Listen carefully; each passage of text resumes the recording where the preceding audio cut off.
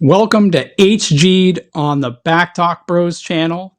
I'm Keas, the K in back, and these are my HGs, and that means that we're going to take a look into the stats.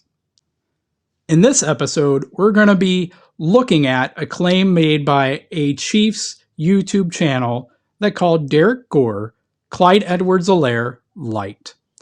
Now, the backstory to this is looking at explosive plays in the Chiefs offense in the 2021 season, particularly looking at the lack of explosive plays that came from the running back room. Now, as we move forward to 2022, after what defenses did to the Chiefs in showing too high safety looks 70% or more of the time, something I covered in a different video, and coupled with the Chiefs trading away Tyreek Hill to the Miami Dolphins, the Chiefs are going to be in grave need of explosive plays in 2022. Now, before this trade ever happened, I was making the argument that because teams were playing such drastic too high against the Chiefs, that they had been taking away the explosive pass plays, and therefore the Chiefs needed to make that up in the run game. For the most part, Patrick Mahomes himself has been the Chiefs' explosive run game as well as their explosive pass game. But with teams like the Bengals and other teams dropping 7 or dropping 8 and keeping someone as a spy and letting Mahomes become his own pressure, the importance of the running back being the one getting explosive run plays, in my opinion, is going to be crucial in 2022.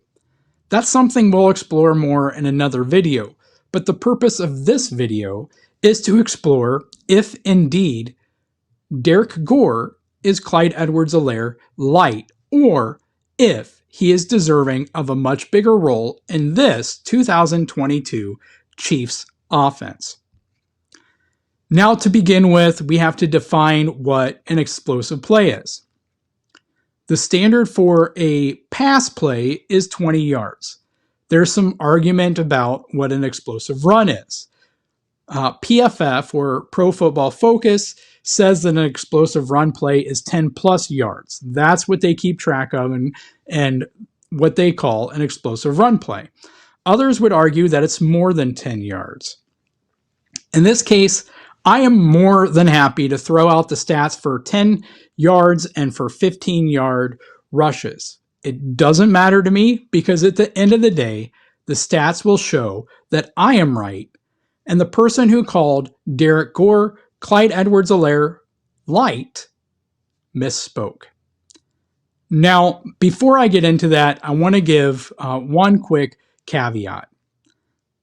I know there are some Chiefs fans out there who look at Derrick Gore in the wrong light in the opposite direction. What I mean by that is Derrick Gore is 28 years old. Just because he's able to be on a practice squad and just because he never stuck anywhere doesn't mean he's young. I think some fans do not know that he's as old as he is, but the reality is that he is an older running back. Now, on the flip side, he hasn't been on a roster in the NFL, really. And so he has a lot less wear and tear on his body than a typical running back. Our second caveat, however, is I'm going to go ahead up front here and say that yes, there is a small sample size for Derrick Gore. He had a total of 51 rushing attempts and 9 targets in the passing game during the 2021 season, which means that 8 of those turned into catches. So a total of 59 touches for the season.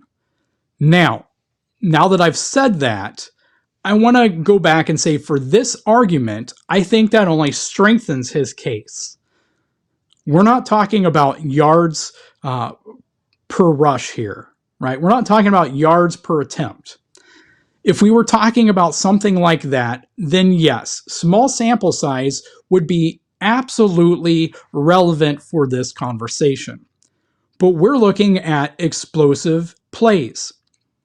And if anything, small sample size argument could be used to strengthen Derrick Gore's case, not detract from it. Because if his numbers in much smaller sample sizes compared to Clyde Edwards-Helaire or Darrel Williams or even Ronald Jones, if his numbers are comparable or greater than theirs in a small sample size, we should expect that, he's already going to do as good as he did. If you give him a bigger sample size, more touches, more opportunity, the chances are he's only going to increase that. But even if he doesn't, even if there's a regression with a smaller sample size, he's already exceeded other players, as we will see in this episode. And with that being the case, the small sample size argument is irrelevant. Now, we've gotten those caveats out of the way. Let's quickly dig into the numbers. I'm going to go ahead and throw out the 10 yards per attempt numbers, and then we'll get into the 15-yard per attempt numbers for the rushing attempts. And then we'll look at the explosive receptions, and then we'll look at the total combined for 2021, and we'll have a much better idea of the running back room as it pertains to explosive plays. So, 10-plus yard attempts. In 2021, CEH had nine such runs. Darrel Williams had 13. Derrick Gore had 5. And Ronald Jones had 8. Now, big thing in there is the amount of attempts that they had. Clyde had 9 such runs, but he did so in 119 attempts. Darrel had 13, but he did so in 144 attempts. Gore had 5, but he did so in 51 attempts.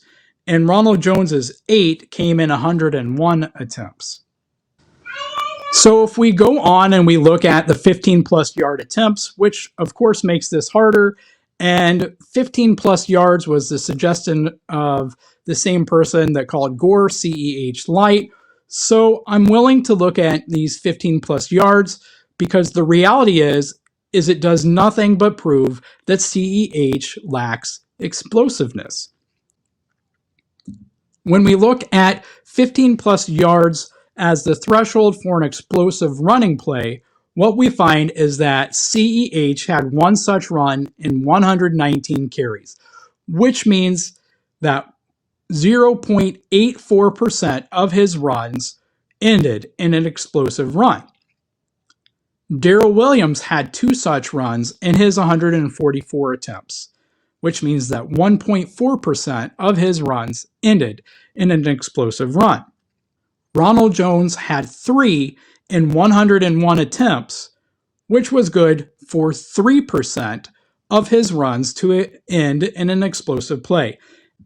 And that brings us to Derrick Gore. He had 2 such runs in 51 attempts, or 3.9% of his attempts ended in an explosive run.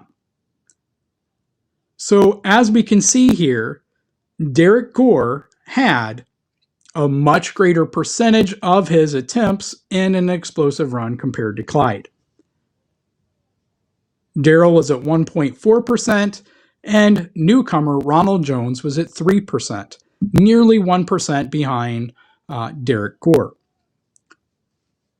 When we look at the receptions of again, 20-plus yards per reception is what's considered explosive, Clyde had 1 such reception in 19 receptions on 22 targets for 29 yards. That means 5% of his receptions, or 4.5% of his targets, went for an explosive run, or went for an explosive pass, which boosts up his numbers here when we look at the total. Meanwhile, Darrel Williams had 3 explosive pass plays in 2021, in 47 receptions on 55 targets. He had 2 receptions of 38 yards and a 23-yard reception as well. Ronald Jones had 10 receptions on 12 targets during the 2021 season, but he did not have any explosive receptions on those 10 receptions. Lastly, then, is Derrick Gore. Derrick Gore had 1 explosive reception on 8 receptions on 9 targets. That one pass play went for 50 yards. That means that 12.5% of his receptions, or 11% of his targets, went for an explosive pass.